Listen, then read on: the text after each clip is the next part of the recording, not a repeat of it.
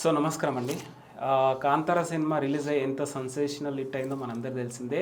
And chapter 1 మీద కూడా చాలా ఎక్స్పెక్టేషన్స్ ఉన్నాయి. సో ఈసారి ఎంత రైట్స్ పోవచ్చు, అండ్ ఇంకోటి ఏంటంటే కాంతార 16 కోట్లు పెట్టి తీస్తే 400 కోట్లు క్రాస్ చేసింది అనేసి వచ్చింది. అండ్ ఇప్పుడు 200 కోట్లు పెట్టి తీస్తున్నారు. సో ఎందుకు బడ్జెట్ పెరగాల్సి వచ్చింది? సో ఓవరాల్గా దీని గురించి చెప్పాలంటే ఏం చెప్తారు? కాంతారా అనే ఒక సినిమా నిజంగా ఒక పెద్ద సెన్సేషన్. ఇది ఎట్లా అంటే తులు లాంగ్వేజ్లో పింగారా అనే సినిమా వచ్చింది స్టార్టింగ్. అది 63rd or 65th ఫిలింఫేర్ అవార్డ్స్కి ఎంపికైంది తులు లాంగ్వేజ్ తరఫునే. నిజంగా వాళ్ళ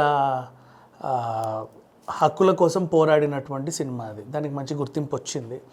కానీ చాలామందికి తెలియదు. కాంతారా కమర్షియల్గా బాగా సక్సెస్ అయింది. సో దీనివల్ల పింగారాకి వచ్చిన ప్లస్ ఏంటంటే అప్పుడు వాళ్ళు ఏ కష్టాల కోసం అయితే పోరాడారో వాళ్ళందరికీ గవర్నమెంట్ 2000 పెన్షన్ మంజూరు చేసింది. ఈ సినిమా ద్వారా వాళ్ళ గుర్తింపు వచ్చింది. అడవులను కాపాడుకుంటారు, అడవిని కన్నబిడ్డలా కాపాడుకుంటారు వీళ్ళు. ఇట్లాంటి సినిమాలు చాలా అరుదు. అండ్ అక్కడ ఉన్నటువంటి ఆ దేవుళ్ళు పంజుర్లి, గులిగ, ఈ దేవుళ్ళు ఎవరైతే ఉన్నారో చాలామందికి తెలియదు. వాళ్ళని పరిచయం చేయడం అండ్ వరాహ రూపం సాంగ్ ఏదైతే ఉందో బాగా హిట్ అయింది. కాకపోతే చిన్న విమర్శ కూడా వచ్చింది.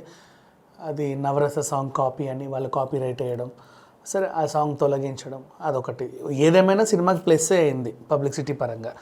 తెలుగులో 2 కోట్లకి బిజినెస్ అయితే 2.30 30 లక్షలు ఎక్స్ట్రా వస్తే బ్రేక్ ఈవెన్ అయిద్ది అనుకున్నారు. కానీ 58 పాయింట్స్ అంటే ఇంచుమించు 60 కోట్లు వచ్చాయి. అసలు అర్థం కాల ఇదేం బిజినెస్ అని. సో అప్పుడు దీని మీద బాగా చర్చ జరిగేసరికి ఆ దేవుళ్ళ పైన కూడా చాలామంది ఇంకా అంటే అక్కడ వెళ్ళి షార్ట్స్ చేసి అలాంటివి చాలా పెట్టారు. నవ్ వాట్ హ్యాపెండ్, ఆ సౌండ్ కూడా మీరు అలా ఏకండి, అది మాకు ఆత్మాభిమానం అని వాళ్ళు చెప్పడం, ఆర్పులు అవన్నీ కూడా. ఇప్పుడు అసలు కాంతారా ఏంటి, అసలు ఈ దేవుళ్ళ మూలం ఏంటి, ఎక్కడ స్టార్ట్ అయింది అని చెప్పే ప్రయత్నంలో ప్రీక్వెల్ అనమాట ఇది. అంతకుముందు ఏం జరిగింది దాన్ని మనకి ఇప్పుడు ఏంటంటే పార్ట్ 2గా వస్తుంది. బట్ యాజ్ సినిమాగా చూసుకుంటే ఇది ప్రీక్వెల్. ఈ ప్రీక్వెల్ని మరి ఇవన్నీ పరిచయం చేయాలి అంటే ఆ మూలం నుంచి తీసుకురావాలంటే కొంచెం గ్రాండియర్గా చూపించాలి. అండ్ ఆల్రెడీ సినిమాకి నేషనల్ వైజ్గా గుర్తింపు వచ్చినందుకు ఇంకా బడ్జెట్లో వెనకాడకుండా 200 కోట్లు ఖర్చు పెట్టి చాలా బాగా ఇస్తున్నారు. తెలుగు రాష్ట్రాల్లో కూడా చాలా మంచి బిజినెస్ అయింది. 100కు పైనే. బ్రేక్ ఈవెన్ రావాలంటే 170 రాబట్టాల్సి ఉంది తెలుగులో. ఇట్లా ఇప్పుడు దీని మీద బాగా క్రేజ్ ఉంది. మొన్నటి వరకు ఒక చిన్న విమర్శ ఏంటంటే ఈ సినిమాలో నటించిన నటులందరూ ఒకరి తర్వాత ఒకరు చనిపోతూ ఉంటే దేవుడి శాపం అని అన్నారు. బట్ అదేం లేదు, ఏదో యాదృచ్ఛికంగా అలా జరిగిపోయింది. ఇప్పుడు కాంతారం మీద ఉన్న అంచనాలు ఎలా ఉన్నాయి అంటే అసలు కేజీఎఫ్, మన ఈ రెగ్యులర్ పాన్ ఇండియా సినిమాలు అప్పట్లో పుష్ప 2, బాహుబలి 2 ఆ రేంజ్లో దీని మీద కూడా ఒక అంచనాలు అయితే క్రియేట్ అయ్యాయి. సో తెలుగులో గీతా ఆర్ట్స్ వాళ్ళు రిలీజ్ చేస్తున్నారు. October 2nd అనుకుంటా ఉండింది ఇది. అంటే నాకు తెలిసి ఓజీ తర్వాత నెక్స్ట్ వీక్ అప్పుడు రిలీజ్ అయ్యే ఛాన్స్ ఉంది. ఇప్పుడు సెన్సేషన్ క్రియేట్ చేస్తుంది. ఓకే, ఇంకోటి అంటే చాలా డౌట్ ఉంది. అల్లు అరవింద్ ఏదో కక్షపూర్వకంగానే రిలీజ్ చేస్తున్నాడేమో అనేసి అనిపిస్తుంది. గాడ్ ఫాదర్ అప్పుడేమో కాంతారా రిలీజ్ చేశారు. అండ్ హరిహర వీరమల్ల అప్పుడేమో మహావతార్ నరసింహన్ సినిమా రిలీజ్ చేశారు. అండ్ ఇప్పుడు ఓజీ అప్పుడు కూడా కాంతారా 2 చాప్టర్ 1 రిలీజ్ చేస్తున్నారు. అసలు ఇదంతా ఓవరాల్గా కక్షపూర్వకంగానే రిలీజ్ చేస్తున్నారు అంటారా? మరి కక్ష ఏముంది దీంట్లో? ఇప్పుడు హోంబలే వాళ్ళు ఇప్పుడు ఈ రిలీజ్ అయినది కాదు, మా హోంబల్లే వాళ్ళు ఆల్రెడీ 10 ఏళ్ళకి ప్రకటించారు. మహావతార్ నరసింహ 10 అవతారాలు 10 ఏళ్ళకి ప్రకటించారు.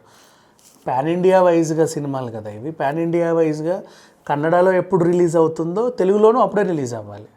కాకపోతే కాంతారా ఫస్ట్ ఏంటంటే కన్నడ రిలీజ్ అయిన తర్వాత మంచి టాక్ వచ్చాక తెలుగులో తీసుకున్నారు. ఫస్ట్ అటెంప్ట్ అది. జస్ట్ ప్రతి వారం ఏ వారం ఆ సినిమాదే, అట్లా ఏం లేదు. అంటే దాన్ని కలెక్షన్స్ని ఏదో అడ్డుగోడలా వేస్తున్నారని మనకు అనిపిస్తుంది. బట్ అట్లా అందులో వాస్తవం ఏం లేదు. అప్పుడు గాడ్ ఫాదర్ రిలీజ్ అయిన 9 daysకి అనుకుంటా నాకు తెలిసి. అదొక వీక్ లాంగ్ వీకెండ్కి ఒక రోజు ముందే రిలీజ్ అయితే 9 daysకి ఏమో కాంతారా రిలీజ్ అయింది. Huge success. నెక్స్ట్ తర్వాత మహావతార్ కూడా అంతే ఆబ్వియస్లీ. అంటే పాన్ ఇండియా వైజ్గా వాళ్ళ రిలీజ్ డేట్ ఉంటుంది. ఇప్పుడు కాంతారా కూడా అంత హోంబలే వాళ్ళు ఫిక్స్ చేస్తారు ఆ డేట్. తెలుగులో ఓజీ ఉందా, తమిళంలో ఇంకేదన్నా ఉందా, కన్నడలో ఇంకేదన్నా వాళ్ళకి అనవసరం అది. పాన్ ఇండియా వైజ్గా వాళ్ళకి ఎలా రిలీజ్ చేయాలంటే అలా చేస్తారు. ఇప్పుడు అదో టైం ఇదో టైం అంటే ఏమైనా అనుకోవచ్చు, బట్ అట్లా ఏం లేదు.